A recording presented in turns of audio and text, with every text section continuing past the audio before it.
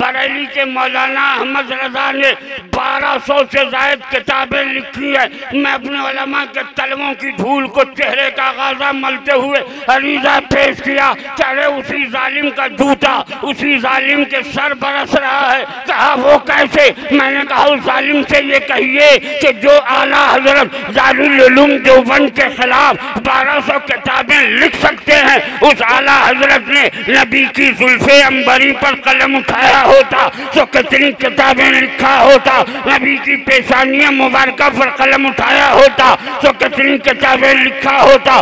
ابرو ناز مصطفیٰ پر قلم اٹھایا ہوتا تو کتنی کتابیں لکھا ہوتا.